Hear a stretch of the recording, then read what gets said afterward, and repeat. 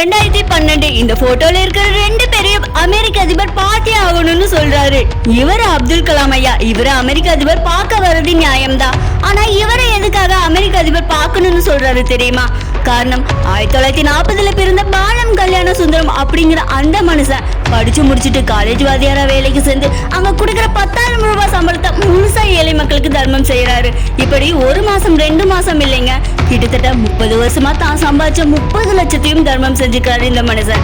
College முடிச்சுட்டு night நேரத்துல ஹோட்டல்ல சர்வர் வேலை பார்த்து அந்த காசு தான் வீட்டு செலவுக்கே கொடுத்திருக்காரு.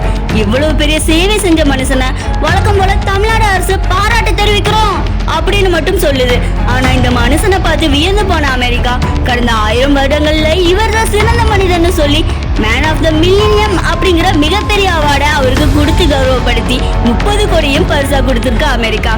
ஊருக்கு வந்த கல்யாண சுந்தரம் குழந்தைகளுக்காகவும் ஏழை மக்களுக்காகவும் மறுபடியும் பணத்தை தர்மம் செய்யறாரு. எவ்வளவு தெரியுமா? அமெரிக்கா கொடுத்த அந்த 30 கோடியையும்